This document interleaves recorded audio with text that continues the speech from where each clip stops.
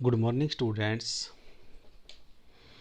Welcome to online classes provided by MDN Public School Kalayat. जैसा कि सभी विद्यार्थियों को पता है कि कल आपका पब्लिक एडमिनिस्ट्रेशन का फोर्थ टेस्ट है, टेस्ट नंबर 4 है। तो आज हम टेस्ट नंबर 4 में जो लेसन है हमारा controller and the audit of the journal, Bharat का नियंत्रक एवं महालेखा प्रशिक्षक, आपका लेसन यही है बेटा। सभी को विद्यार्थियों को पता है controller and the auditor the journal of India, जैसे कि आप लेसन का नाम भी देख पा रहे हैं। आज हम इस लेसन के सारे जो क्वेश्चन हैं, मल्टी चॉइस हैं, वेरी शॉर्ट हैं या ऑब्जेक्टिव हैं, बहुत सारे क्वेश्चन हैं, उन सब के बारे में पढ़ेंगे, क्योंकि हमारा कल का एग्ज़ाम भी है, जिससे कि आप उसे अच्छे से पढ़ के एग्ज़ाम भी दे सकें।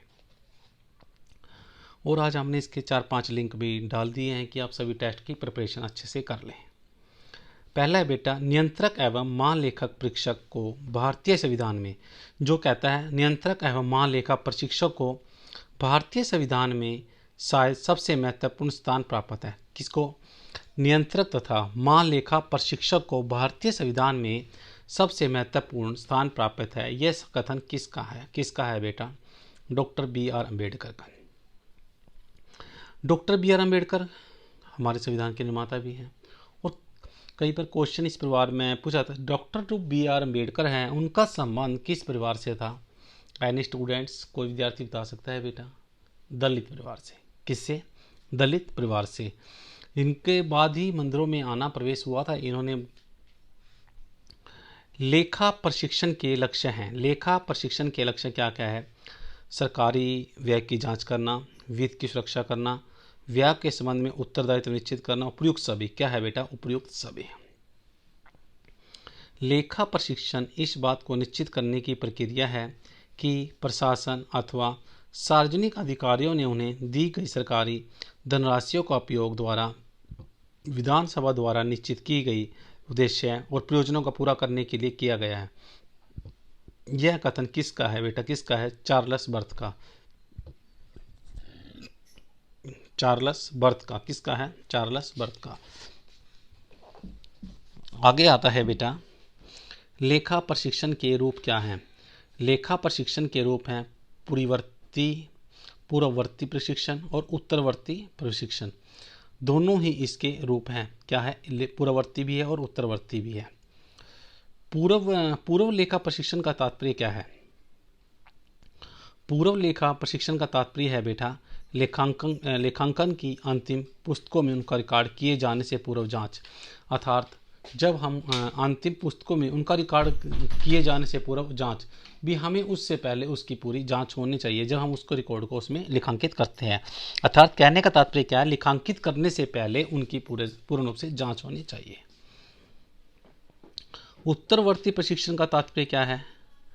धनराशि खर्च किए जाने के बाद की जांच। अर्थात उसमें तो पूर्ववर्ती थी, अब इसमें क्या है? जो धनराशि खर्च हो गई है उसके बाद उसकी जांच की जानी चाहिए। ये उत्तरवर्ती प्रशिक्षण कहलाता है। लेखा प्रशिक्षक का कार्य नहीं है व्यय के संबंध में उत्तरदायित्व निश्चित करना, सरकारी नीतियों की वैधता का प्रशिक्षण, भूतकालीन सौदों का प्रशिक्षण, वित्तीय रिकॉर्ड को तैयार करना। लेखा प्रशिक्षक, जो लेखा प्रशिक्षक है उसका एक कार्य नहीं है, वो क्या है? वित्तीय रिकॉर्ड को तैयार करना। क्या है बेटा? वित्तीय, जो फाइनेंशियल रिकॉर्ड है उसको इज नॉट ए प्रिपेयर्ड, उसको तैयार करना, उसका मुख्य कार्य क्या है? वित्तीय रिकॉर्ड को तैयार करना है, ना कि नहीं तैयार करना, तैयार करना। भारत में पहली बार महालेखा प्रशिक्षक की नियुक्ति किस अधिनियम के द्वारा हुई? मैंने जब ये क्वेश्चन पढ़ा था 1909 के अधिनियम द्वारा, 1919 के अधिनियम द्वारा, 1935 के अधिनियम द्वारा, इनमें से कोई नहीं। आंसर है आपका 1919 के अधिनियम द्वारा। अब हम बात कर लेते हैं, जब सारे ही अधिनियम दिए गए, वेरी वेरी इंपॉर्टेंट दिए गए हैं बेटा। 1909 1909 में क्या हुआ? अधिनियम तो हुआ, इसके बाद अतिरिक्त क्या हुआ? मिंटो मार्ले सुधार। क्या हुआ? मिंटो मार्ले सुधार। 1919 में अधिनियम हुआ। 1935 के अधिनियम, 1935 में कौन सा अधिनियम पास किया गया? भारत सरकार अधिनियम। 1919 के अधिनियम द्वारा नियुक्त महालेखा प्रशिक्षक किसके प्रति उत्तरदायी था? किसके प्रति था? भारत सचिव के। भारत सचिव ब्रिटिश सम्राट ए और बी दोनों किसके सचिव थे? भारत सचिव के प्रति उत्तरदायित्व था। भारत में महालेखा प्रशिक्षक को संवैधानिक रूप से किस अधिनियम द्वारा दिया गया? कौन सा अधिनियम था? 1935 का अधिनियम। 1935 में कौन सा अधिनियम पास किया गया? यानी स्टूडेंट ने बताया था, भारत सरकार अधिनियम। भारतीय संविधान के किस अनुच्छेद में नियंत्रक एवं महालेखा प्रशिक्षक के पद का प्रावधान किया गया है? भारतीय संविधान के अनुच्छेद 143 में। किस में बेटा? 143 में। भारतीय संविधान के किस अनुच्छेद में नियंत्रक एवं महालेखा प्रशिक्षक की शक्तियों का उल्लेख भी किया गया है? अनुच्छेद 149 में। नियंत्रक एवं महालेखा प्रशिक्षक का पद किस देश से ग्रहण किया गया? जो नियंत्रण है और महालेखक प्रशिक्षक है का पद ये किस देश से लिया गया है, अर्थात किस देश से ग्रहण किया गया? क्वेश्चन आता है जो नियंत्रक और महालेखा प्रशिक्षक का पद है वो किस देश से लिया गया? बेटा किस देश से लिया गया? देखो जब पूछा गया किस देश से लिया गया, एक तो श्योर होगा कि भारत तो है ही नहीं, क्यों क्वेश्चन से पूछ रहा हूँ किस देश से, भारत से तो लिया नहीं गया, तो इसके अलावा क्या दूसरा देश है?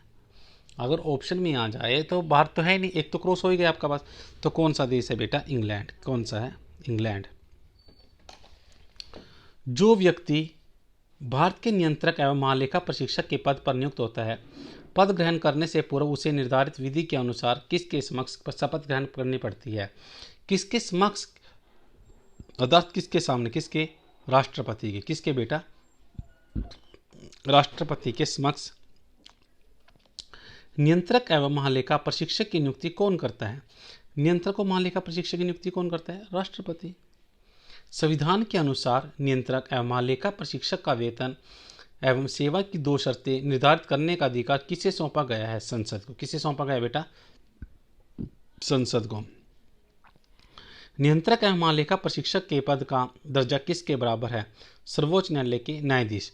सर्वोच्च न्यायालय का सुप्रीम कोर्ट का जो जज होते हैं, न्यायाधीश होते हैं, उसके पद के बराबर होता है किसका? महालेखा प्रशिक्षक के पद का भी दर्जा। भारत के नियंत्रक एवं महालेखा प्रशिक्षक को किस आधार पर हटाया जा सकता है? अक्षमता के आधार पर, कदाचार, ए और बी दोनों के आधार पर उसको कभी भी हटाया जा सकता है। अब आगे आते हैं, क्वेश्चन हैं एक एक नंबर के दिए हुए हैं। भारत में प्रशासन में किए गए धन खर्च की जांच पड़ताल हेतु किस विभाग की स्थापना की गई? किसकी स्थापना की गई बेटा? महालेखा प्रशिक्षक। हमने पढ़ा है जैसे कि क्या आंसर है इसका? महालेखा प्रशिक्षण विभाग की। भारत में सर्वप्रथम किस अधिनियम द्वारा महालेखा प्रशिक्षक की नियुक्ति की गई? कौन सी की? किसके द्वारा? 1990 में। कौन सा था अधिनियम? था मॉन्टेस्क्यू चेम्सफोर्ड। कौन सा बेटा? मॉन्टेस्क्यू चेम्सफोर्ड के अधिनियम के द्वारा भी इसकी नियुक्ति की गई। ऐसे ही इसके कुछ अतिलकुत्रात्मक भी प्रश्न दिए गए हैं। प्रशासन में लेखा प्रशिक्षण विभाग की अवस्था क्यों होती है? धन या वित्त के प्रत्येक क्षेत्र में अवस्था धन के अभाव के प्रशासन के सुचारू रूप नहीं चलाता। अतः प्रशासन में जो धन खर्च किया जाता है उसे पूरी तरह जांच पड़ताल निरीक्षण होने चाहिए। भी उसका जो धन खर्च किया गया है उसकी जो जांच पड़ताल है वो बिल्कुल निरीक्षण होने चाहिए।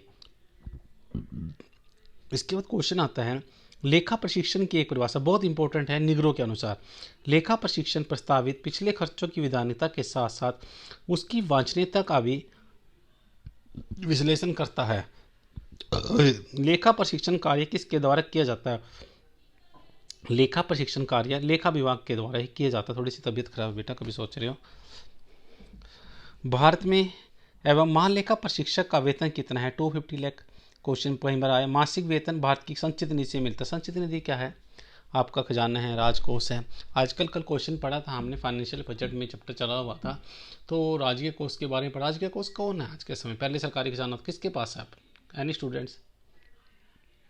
RBI और SBI। तो अब ये रखते हैं सरकारी खजाना, इनकी निगरानी में रहता है, जैसे कि कल हमने डिस्कस भी किया था। उसके बाद है इसका वेतन 250 लाख मासिक वेतन संचित निधि से मिलता है। भारतीय संविधान के कौन से अनुच्छेद में नियंत्रक महालेखा प्रशिक्षण का पद किया गया है? 143 में। भारतीय संविधान का कौन से अनुच्छेद में नियंत्रक महालेखा प्रशिक्षक की शक्तियों का उल्लेख है?